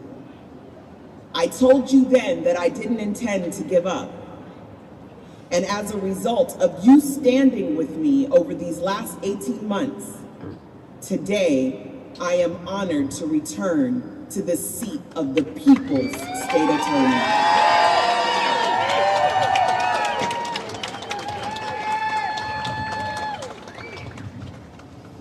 The last 4 years have been challenging at best. I faced obstacles that appeared to be insurmountable. The political attacks against me were relentless and vicious. The media was weaponized against me, pushing the false narrative of my incompetence, reporting on policies that didn't exist, focusing on crime committed by individuals with criminal histories that predated my time in office, creating the false impression that people could be prosecuted without sufficient evidence, or that the state attorney alone is responsible for case outcomes. There were people who I was sure I could depend on, disappeared when their presence mattered the most, and others who switched teams in the middle of the season. The campaign proved to be equally treacherous as my former political rivals joined forces with the new ones to slander my name, discredit my character, and destroy my reputation and the reputation of those associated with me. These attacks continue to this day. But harder than any of that was the sudden death of my father. Those who know me know that I'm a daddy's girl and that he was every bit of a girl dad. He was a pillar in my life, the fabric of my very being, much of the reason I am who I am today. We had an extremely close relationship, and his loss was devastating for me. After everything I've been through, standing before you as your duly re-elected state attorney reminds us of why we fight for the things that matter.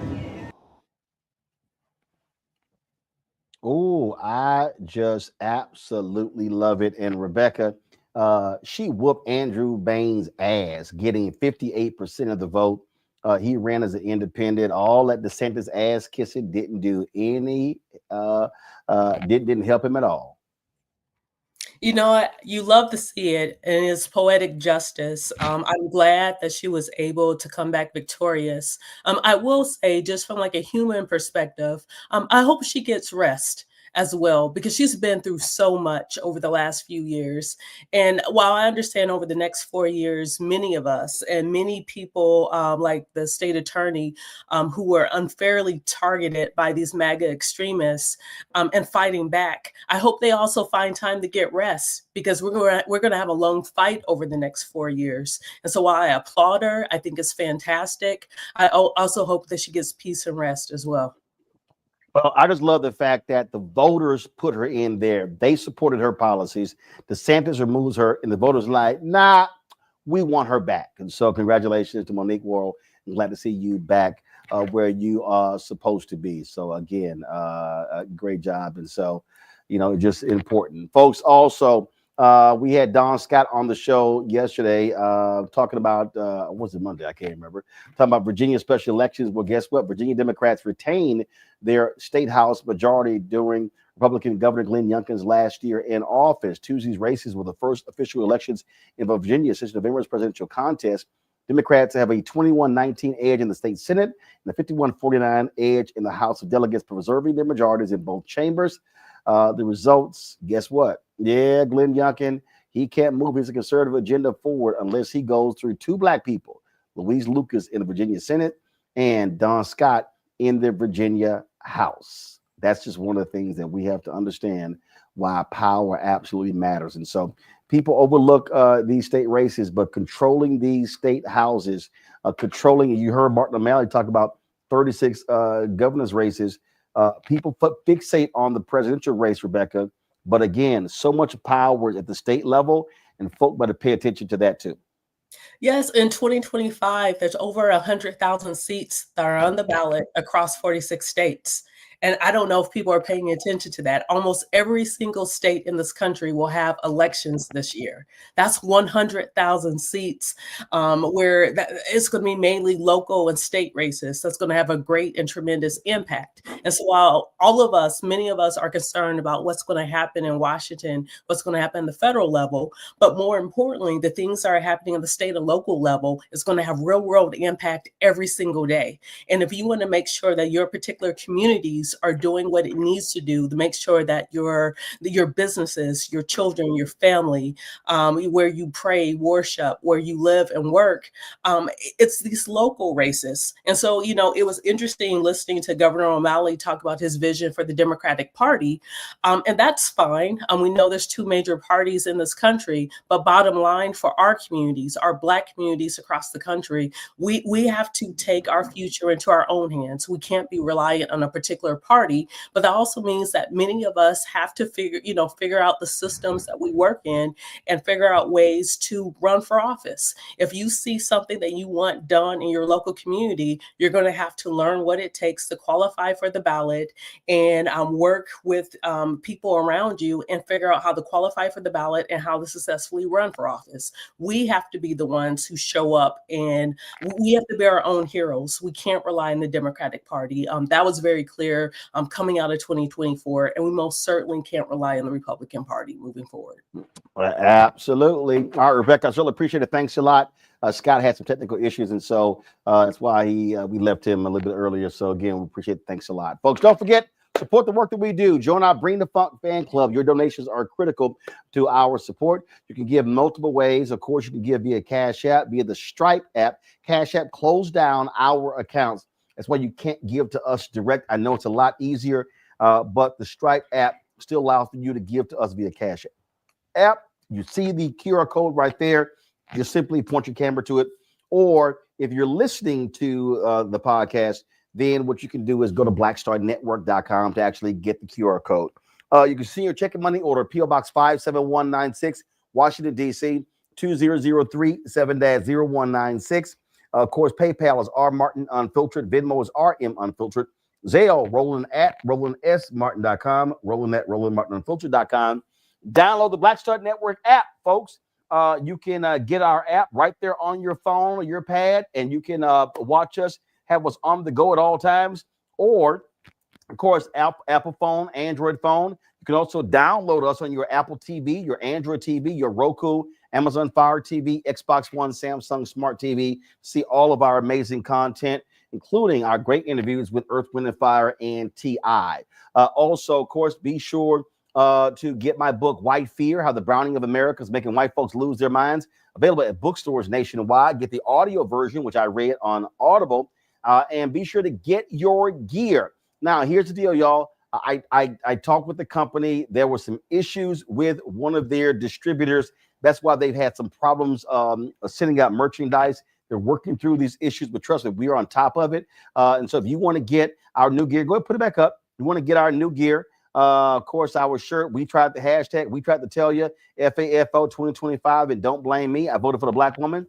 You can go to rolandmartin.creator-spring.com, or you can go to blackstarnetwork.com, rolandmartinunfiltered.com to get merchandise. Or if you just want to get merchandise with our show name or our network name on it, you can get all of that. All right, folks, that is it. I appreciate y'all joining us. We'll see y'all tomorrow right here on Roland Martin Unfiltered on the Black Star Network. Holla! Folks, Black Star Network is here. I'm real revolutionary right now. Support this man, Black Media. He makes sure that our stories are told. Thank you for being the voice of Black America, Roland. Stay black. I love y'all. All momentum we have now, we have to keep this going. The video looks phenomenal. See, there's a difference between Black Star Network and black-owned media and something like CNN. You can't be black-owned media and be scared. It's time to be smart. Bring your eyeballs home. You dig?